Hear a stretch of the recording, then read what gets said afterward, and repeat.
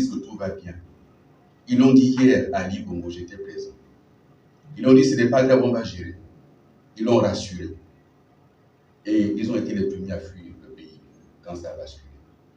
Et ils sont à nouveau à vos côtés. Et ils nous disent la même chose. Et ils disent tout va bien. Ils donnent des statistiques imaginaires. Mais moi, j'ai été sur le terrain. Et de mémoire, je n'ai jamais vu ça. Je n'ai jamais entendu ça. Et il est utile aujourd'hui d'entendre ce peuple qu'on empêche de manifester. Mais quand un peuple se tait, c'est que c'est la désespérance qui a pris le dessus. Mais qu'une organisation sous-régionale aille à l'encontre de l'observation générale, et y compris la société civile gabonaise qui, pour une fois, a pris le courage de dénoncer les fraudes massives et irrégularités constatées à gauche et à droite. Je crois que la CEAC peut se racheter de sa position après le coup d'État et tente de se rabibocher avec l'autorité gabonaise, et en prenant pour cela la population gabonaise en otage.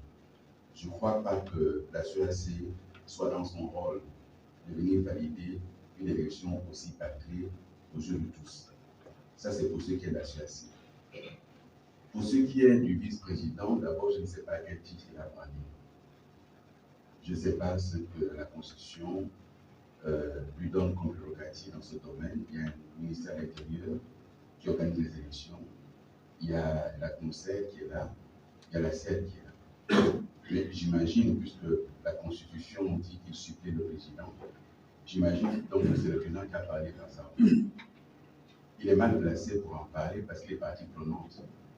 Il est allé mener campagne sur le terrain en sa qualité de membre influent du parti présidentiel. Il n'est même pas bien placé aujourd'hui pour incarner une institution. Il est parti prenante. Et je me garderai de dire davantage. Je crois que son propos est totalement en dehors de toute réalité. Mais lorsque j'évoquais tantôt ce qui hier disait tout va bien, je crois que chacun vient suivre mon regard. Et de quelque côté qu'il soit, il dit toujours tout va bien. Et il prendra le temps ensuite de s'en aller quand viendra la catastrophe. Et je lui ai demandé de prendre sur lui, de reporter les élections. Tout indiquait qu'on allait droit vers la catastrophe. Ensemble pour le Gabon, nous avons tenu une conférence de presse.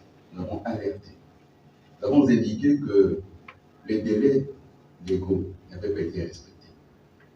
Nous avons constaté que nous allions à une élection sans liste électorale. Et la catastrophe a été là.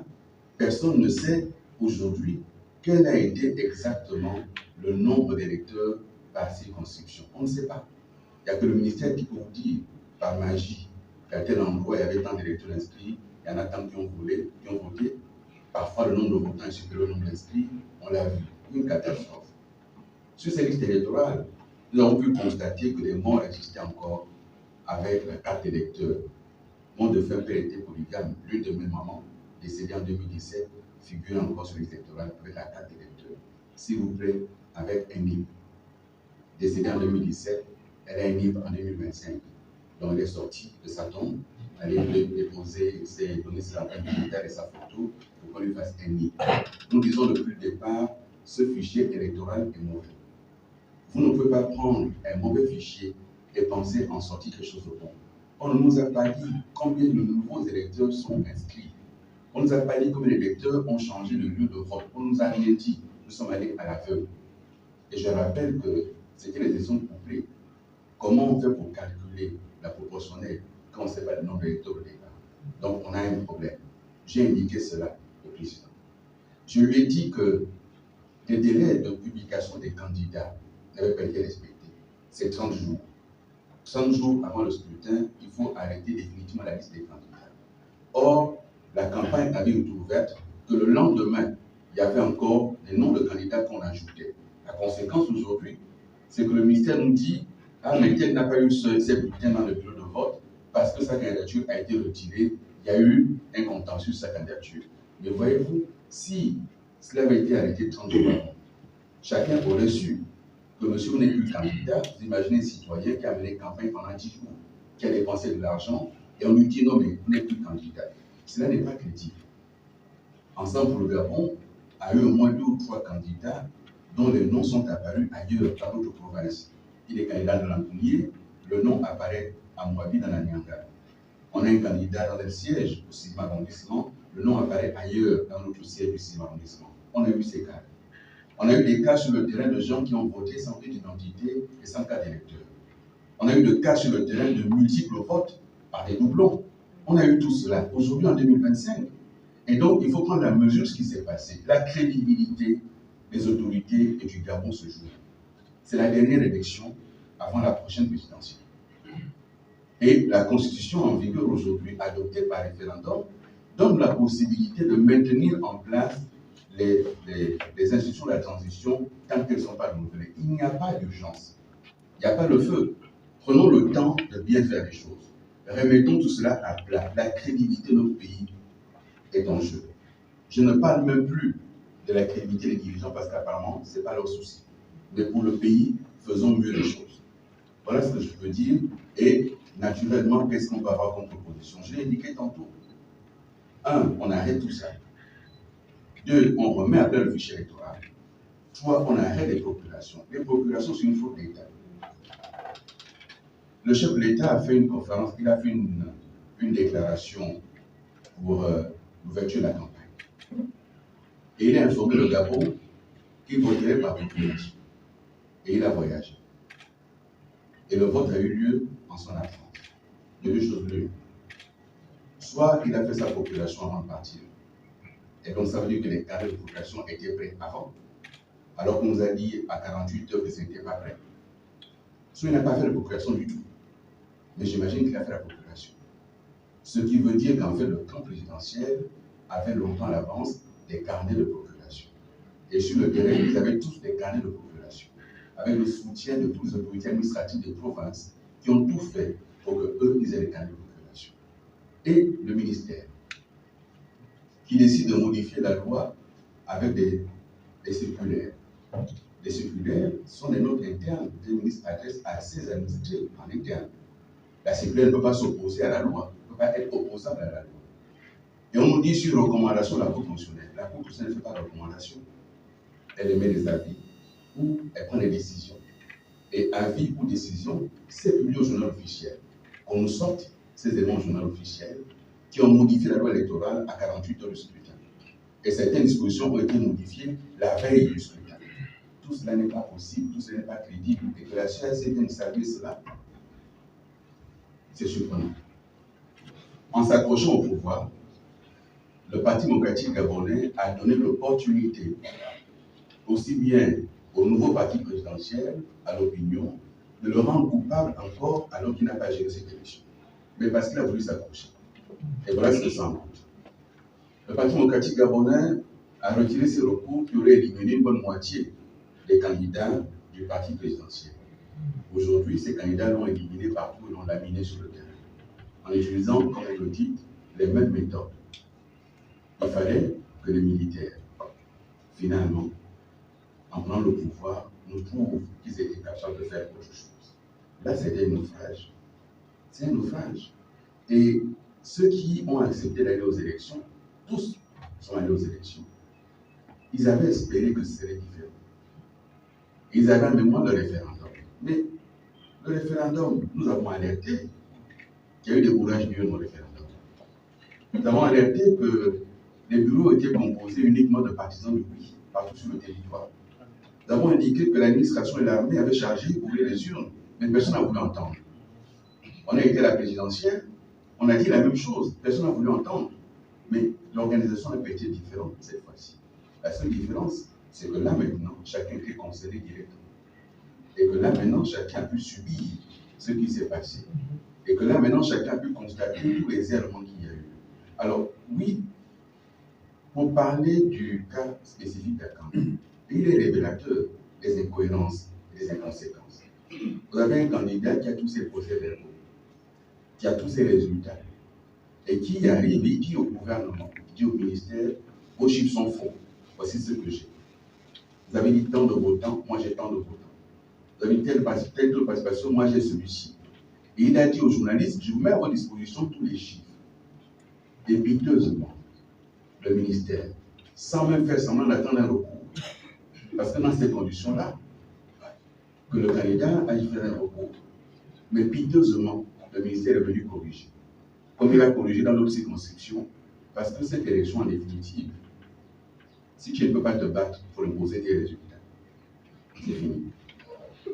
Si tu n'as pas quelqu'un au sommet qui va prendre un coup de fil, appeler le ministère, c'est fini. Vous avez eu le ministre en direct à la télévision qui balbutiait et qui disait, mais vérifiez-moi ces chiffres, parce qu'en fait, on lui avait dit que celle-là doit gagner, et que ceux qui l'annonçaient là, la personne ne gagnait pas. Vous êtes sûr que c'est ça? Chacun a vu ce qui s'est passé. À ce stade-là, c'est un naufrage, ça n'a pas un autre nom. Et lorsqu'on veut être sérieux, on prend la responsabilité de dire stop. On y a mis de l'argent, ça a coûté de l'argent, oui, on prend le temps, il n'y a pas d'urgence. On reconduit le Parlement de transition et on prend le temps de bien organiser les élections pour que tout le monde soit satisfait et que le choix des Gabonais soit finalement reconnu.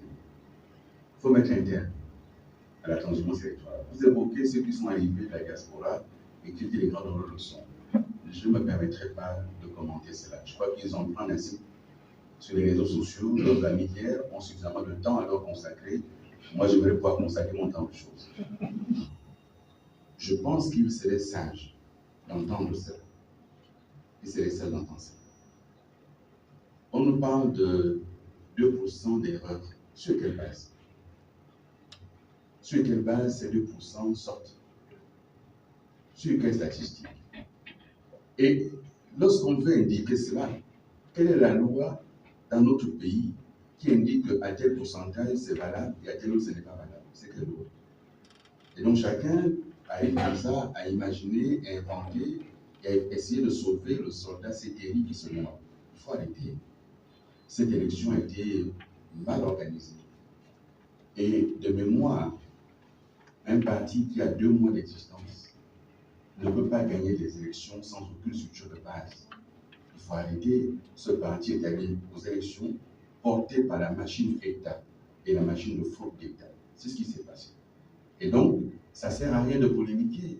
Constatons que ça n'a pas fonctionné et prenons le temps de corriger. Je le dis encore une fois, il n'y a pas de feu. Lorsque je me suis levé et que j'ai dit au président il faut reporter, je lui ai dit devant ses collaborateurs et j'ai argumenté. Et il m'a dit qu'il a pris des engagements au niveau national et international et qu'il ne peut pas reporter. J'ai dit il n'y a aucun totem sur une date. Il n'y a pas de totem. Ce qu'il faut, c'est qu'on ait une bonne élection, qu'on ait un Parlement qui soit crédible et représentatif. Déjà, ce Parlement a été rabaissé du fait de l'adoption de la nouvelle Constitution. Si en plus il devient un Parlement illégitime, parce qu'il y a eu les députés de la transition, maintenant il y a les députés de la procuration, et donc il faut que dans la transition de la procuration, on ait des députés. Tous ont été élus à des procurations. Vous avez une circonscription, il y a 800 électeurs, vous avez un candidat qui a 500 procurations. Est-ce que c'est faisable? Il faut acquérir ce vote par procuration. Celui qui n'est pas disponible pour aller voter, mais ceux qui sont sur place votent. Ce qui compte, c'est les suffrages exprimés. Tant qu'au Gabon, on ne prend pas en compte la question de l'abstention et qu'on valide l'élection à partir des suffrages exprimés, il n'y a aucune obligation à faire voter par procuration. Surtout que les procurations sont devenues un problème. Il faut régler cela. Et donc, si on a fait un coup d'État en contestant les élections trompées et qu'on se met soi-même à tromper les élections, il y a un problème. Il y a un problème. La communauté internationale qui a salué la bonne organisation des élections a oublié de constater la manipulation des chiffres. 4,5%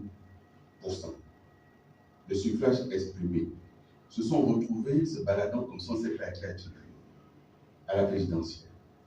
Et sur 8 candidats, la CNOCR a attribué les 4,5% à un seul candidat.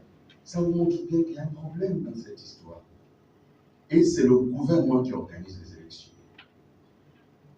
Et donc, le chef de l'État étant chef du gouvernement, c'est son autorité directe qui a ce désordre. C'est lui le chef du gouvernement. C'est lui qui est le patron du ministre de l'Intérieur. Lequel ministre de l'Intérieur est le patron de la CNOCR et de la CR, Dupont et Dupont. La CR va dire là que ça s'est bien passé. Donc Dupont et Dupont ne peut pas dire autre chose. Et c'est cela qu'il faut qu'on constate, ça n'a pas marché. Encore une fois, chers compatriotes, le sujet n'est pas de se positionner en donnant de leçons. Le sujet, c'est de se dire, il y a eu un moment dans ce pays, c'était un moment grave, et le peuple y a cru. Mais modestement, dès le départ, j'ai indiqué que ça, ce que j'observe, c'est la reproduction de l'ancien système. Et certains ont ri. Et certains ont dit, mais lui, qu'est-ce qu'il raconte? Et ils ont dit, on ne peut pas l'entendre. Bien. Mais chacun constate toujours. Et s'il y a un minimum de crédibilité qu'ils veulent encore avoir, il faut qu'ils annulent ces élections. Ça ne sert à rien de persister. Ces élections-là ne sont pas crédibles. Et ceux qui vont siéger n'auront aucune crédibilité pendant 5 ans. Et je sais ce que c'est de pouvoir gérer sans crédibilité.